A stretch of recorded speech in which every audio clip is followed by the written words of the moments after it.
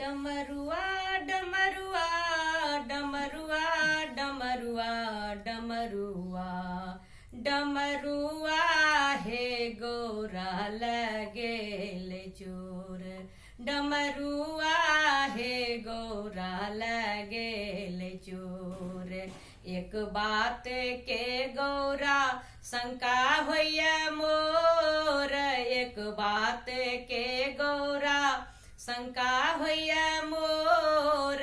तोर बाप डमरू चोराए लेल मोर डमरुआ हे गोरा लगेल चोर। एक बात के गौरा शंका होइया मोर, एक बात के गौरा शंका होइया मोर। तोर बाप डमरू चोराए लेल मोर डमरुआ हे गोरा लगेल चोर डमरुआ हे गोरा लगेल चोर। एक बेर गेलो गौरा नैहर तोर, एक बेर गेलो गौरा नैहर तोर।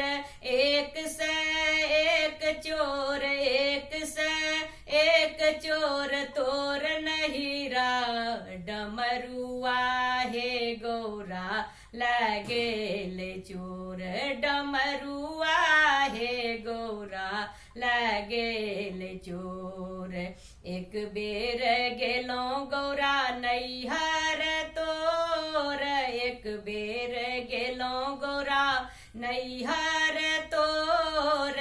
एक से एक चोर, एक से एक चोर तोर नहिरा डमरुआ हे गोरा लगेल चोर डमरुआ हे गोरा लगेल चोर। कार्तिक गणपति लेलनि कोर, कार्तिक गणपति लेलनि कोर। चलली भवानी नैहरवा के ओर डमरुआ हे गोरा लगेल चोर। कार्तिक गणपति लेलनि कोर, कार्तिक गणपति लेलनि कोर।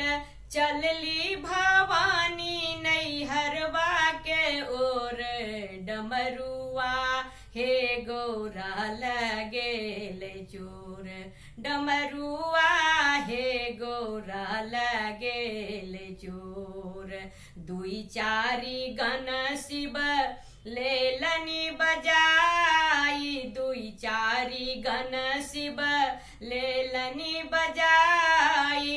रुसली भवानी के, रुसली भवानी के दियो मनाई डमरुआ हे गोरा देल भेटाई डमरुआ हे गोरा देल भेटा।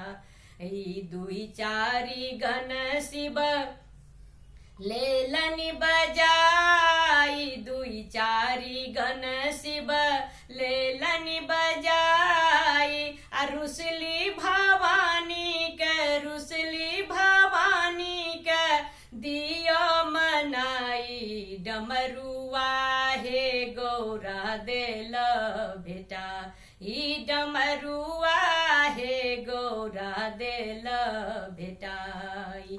भनहि विद्यापति सुनु शिव मोर, भनहि विद्यापति सुनु शिव मोर। टूटली मढ़ैया पर, टूटली मढ़ैया पर एते टिपोड़ डमरुआ हे गोरा लगेल चोर डमरुआ हे गोरा लगेल